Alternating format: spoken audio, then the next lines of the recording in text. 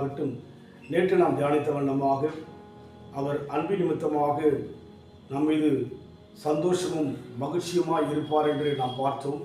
இந்த வேளையிலும் கூட சங்கீத புத்தகம் 46ஆம் சங்கீதம் 4ஆம் வசனம், ஒரு நதி உண்டு, அது நீர்க்கால்கள் தேவனுடைய நகரத்தையும் உன்னதமானவர் வாசம் பண்ணும் பரிசுத்த ஸ்தலத்தையும் சந்தோஷிப்பிக்கும் என்று சொல்லி பார்க்கிறோம். ஆம், உன்னதமானவர் வாசம் செய்கின்ற பரிசுத்த ஸ்தலத்தை சந்தோஷிப்பிக்கும் என்று சொல்லி அங்கே நாம் பார்க்கிறோம். உன்னதமானவர் வாசம் செய்கிற இடமானது பரலோகமாக இருக்கின்றது. அந்த பரலோகத்திலே அந்த நதியினுடைய செயல்கள் சந்தோஷத்தை கொடுக்கிறதாம். நதியை குறித்து தேவன் சொல்லவில்லை. நதியினால் தேவனுக்கு சந்தோஷம் அல்ல, மனிதனுக்குத்தான் நதியினால் சந்தோஷம். ஆனால் நதி என்பது நம்மை குறித்து சொல்லப்படுகிறது. ஒரு நதி உண்டு, நீர்க்கால்கள் தேவனுடைய நகரத்தையும் உன்னதமானவர் வாசம் பண்ணும் பரிசுத்த ஸ்தலத்தையும் சந்தோஷிப்பிக்கும் என்று பார்க்கிறோம். நம் வாழ்க்கையிலே ஆண்டவரை சந்தோஷப்படுத்த, ஆண்டவருடைய இருதயமானது மகிழ்ச்சி அடையும்படியாக எந்தெந்த விதங்களிலே நாம் செயல்பட வேண்டுமோ அப்படியெல்லாம் செயல்பட விரும்புகிறார். தேவன் சந்தோஷப்பட ஆரம்பித்து விட்டால் நம்முடைய பெயரை தேவன் சொல்ல முடியும். ஆபிரகாமுடைய செயல்கள் தேவனுக்கு சந்தோஷமாய் மகிழ்ச்சி அடைந்தபடினாலே ஆபிரகாம் விசுவாசிகளுக்கெல்லாம் தகப்பன் என்று சொல்லப்படுகிறது. தாவீதை குறித்தான செயல்கள் தேவனுக்கு சந்தோஷமும் மகிழ்ச்சி அடைந்தபடினாலே தாவீதை குறித்து இதயத்துக்கு ஏற்றவன் என்று சொல்லி ஆண்டவர் சொல்வதை பார்க்கிறோம். அதுபோல நம்முடைய வாழ்க்கையில் கூட நம்முடைய பெயரும் நம்முடைய கிரியைகளும் அநேகருக்கு ஆசீர்வாதமாக இருக்க வேண்டும் என்று சொன்னால், அநேகருக்கு பிரயோஜனமாக இருக்க வேண்டும் என்று சொன்னால், நாம் முதலாவது தேவனை சந்தோஷப்படுத்த வேண்டும். ஒரு நதி உண்டு, அது நீர்க்கால்கள் தேவனுடைய நகரத்தையும் உன்னதமான ஒரு வாசம் செய்கின்ற பரிசுத்த ஸ்தலத்தையும் சந்தோஷிப்பிக்கும் என்று பார்க்கிறோம். நம் வாழ்க்கையிலே அந்த அனுபவத்தில் போக வேண்டும்.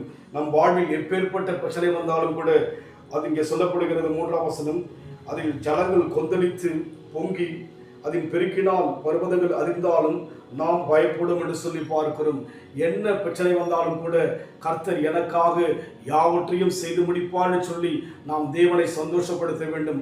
அந்த அனுபவம் தான் நம் வாழ்க்கையில் கடந்து வரும்போது அதே அதிகாரத்தில் சொல்லப்படுகிறது. 5ஆம் வசனம், தேவன் அது நடுவில் இருக்கிறார், அது அசையாது, அதிகாலை தேவன் அதற்கு சகாயம் பண்ணுவார்.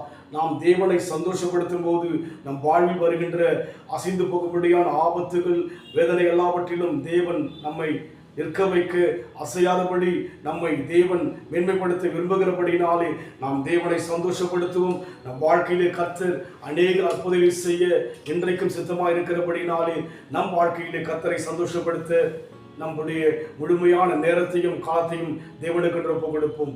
வழி தப்பி நான் தீர்ந்தேன், பாவ வழி அதை சுமந்தலைந்தேன். வழி தப்பி நான் தீர்ந்தேன், பாவ வழி அதை சுமந்தலைந்தேன். அவர் அன்பு குரலே அழைத்தது என்னையே, அவர் அன்பு குரலே அழைத்தது என்னையே. அந்த இந்த நாளில் இந்த பாவம் நீங்கிட்டே, அந்த இந்த நாளில் இந்த பாவம் நீங்கிட்டே. சந்தோஷம் பொங்குதே, சந்தோஷம் பொங்குதே, சந்தோஷம் என்னில் பொங்குதே. ஹல்லேலூயா, இயேசு என்னை ரட்சித்தார், முற்றும் என்னை மாற்றினார், சந்தோஷம் என்னில் பொங்குதே. ஒரு நதி உண்டு, அது நீர்க்கால்கள் உன்னதமான ஒரு வாசம் செய்கிற பரிசுத்த ஸ்தலத்தை சந்தோஷமிக்கும் என்று பார்த்தோம். தேவனை நாம் சந்தோஷப்படுத்தும் போது நம் வாழ்க்கை மிகுந்த சந்தோஷத்தை கொடுக்கும்படியாக தேவன் நடத்தி விரும்புகிறார். அன்பின் ஆண்டவரே, எங்கள் வாழ்வு முழுமையாக தேவனுக்கு பிரியமாய் வாழு, தேவனுடைய பார்வைக்கு உண்மையாய் வாழு, தேவனுடைய சமூகத்தில் நாங்கள் தேவன் சித்தம் செய்யும்படியாய் வாழ எங்களை ஒப்புக் கொடுக்கிறோம். கர்த்தர் பொறுப்படுத்திக் கொள்ளுங்க. நீர் சந்தோஷம் அடையும் போது எங்கள் வாழ்க்கை எங்களுக்கு சந்தோஷம், எங்களால் அனைவருக்கு சந்தோஷம். ஐயா, நடத்துங்க, ஆசீர்வதிங்க. இயேசுவின் நாமத்தில் பிதாவே, ஆமென். கர்த்தர் ஆசீர்வதிப்பாராக. God bless you.